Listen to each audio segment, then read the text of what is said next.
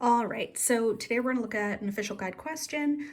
So as always, I have to redact parts of the question because of copyright. So if you click in the description box, there's a link to the full question on GMATClub. So go ahead and pause this video, take a look at that link, look at the question in full, and then come back here when you're ready. All right, so this question's kind of fun because we have a semicolon in the middle of a question, right? Semicolon looks like this.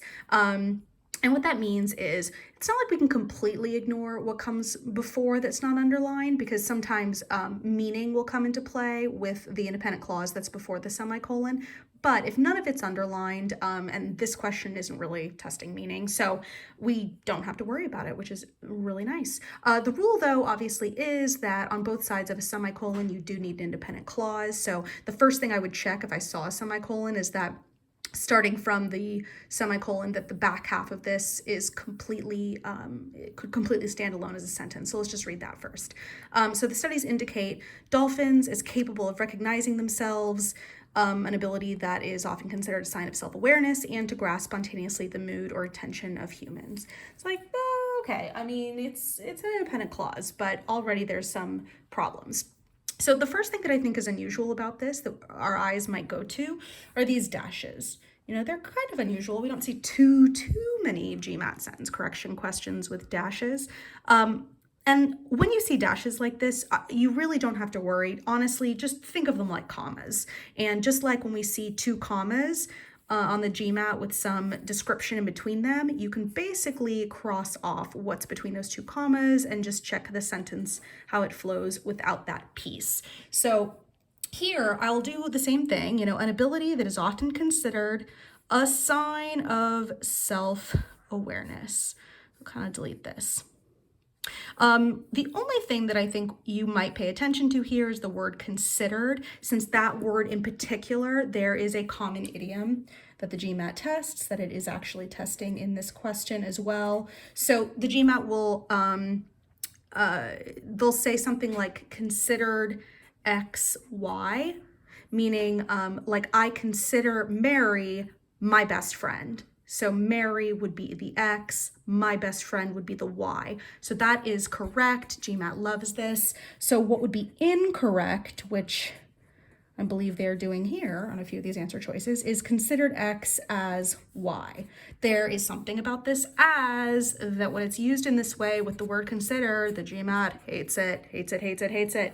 So that does come up fairly regularly in official questions. Therefore, that is one specific idiom you do have to memorize. So if you're saying considered, like I'm considering something else, in everyday speech, we may incorrectly use the word as all the time.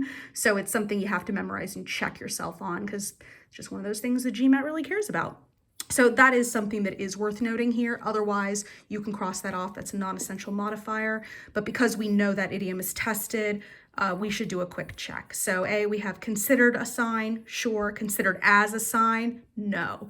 It's so interesting because that one word as tells me that B is not going to be the correct answer, which is so fun because we don't actually have to look at any of the rest of it. If we look at C, considered a sign, sure. Considered as a sign, nope. Same issue. You wouldn't use as with considered in that way. E, considered a sign, sure. So that's nice. We've got, two knocked out already, which is great. All right.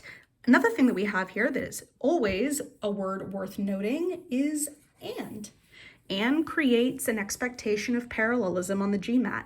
So, and here we have to grasp. Okay, so to grasp is a verb that starts with to. That's in the infinitive form. So this is called an infinitive verb. Again, do you have to memorize that? No. Is it helpful?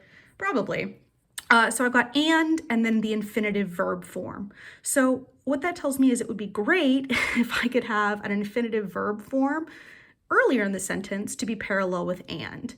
So the studies indicate dolphins as capable of recognizing themselves.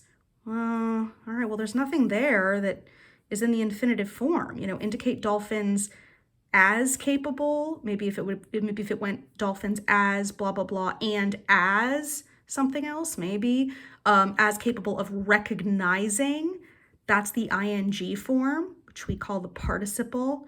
That's different from the infinitive. So maybe if it said something like capable of recognizing and grasping, that'd be cool. You know, I'd take that, recognizing and grasping, or to recognize and to grasp. But right now, the way that A is set up, there's no parallelism here. I can't find anything to make parallel with to grasp. And we know how much the GMAT loves parallelism. So sorry, A, nice try. So we're down to C and E already, which is great. So we can really just look here at the details between them. The two dashes here, I believe, are exactly the same. An ability that is often considered a sign of self-awareness. An ability is often considered a sign of self-awareness. Great, so because they're the same, we can cross them off. Again, I know you can't cross them off in the GMAT because it's a computer-based test, but mentally getting in that habit as you do practice questions. So if we look at the rest of C and E, so the studies indicate dolphins to be capable of recognizing themselves and to grasp. Versus the studies indicate that dolphins are capable of recognizing themselves and of spontaneously grasping.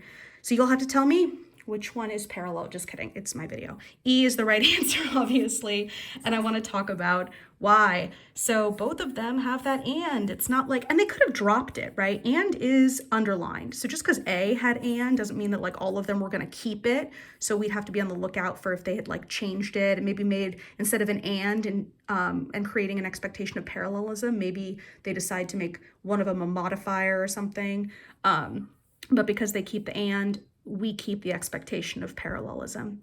So the problem with C is the same problem we had earlier, and to grasp. Spontaneously is an adverb, which is a kind of modifier. I know that because it ends in ly, so I don't really care about that. And to grasp, right? Again, of recognizing and to grasp. No, recognizing and grasping, sure. Or to recognize and to grasp, fine, but not recognizing and to grasp. So that's a really important takeaway for this question. So if we're talking about verb parallelism, right? So with verb parallelism, whoops, that got cut off, but I was doing little parallel bars. Verb parallelism, it's not gonna work in a sentence to have the ing, the word and then the infinitive form. Nope, not parallel. GMAT's not gonna like that. And so E gives us nice parallel structure. So the studies indicate that, we didn't really get too much into the word that. It is really nice here. It sounds great with the word indicate. The studies indicate that. I mean, you know, we don't really have to get into it, but it sounds great here. So the studies indicate that dolphins are capable of, and the first thing they're capable of is recognizing themselves, and second thing they're capable of is spontaneously grasping. One of the things you don't have to worry about, which some people might worry about on this question, is because recognizing doesn't have an adverb in front of it, so it just goes capable, preposition, verb, but this one goes preposition, adverb, verb. That's okay. You know, that's still considered parallel. So like, just because this one didn't have an adverb in front of recognizing and grasping had spontaneously, that placement of the modifier doesn't ruin the parallelism. So that is something worth considering. All right, as always, if you have any questions, feel free to put them in the comments below. Thank you very much.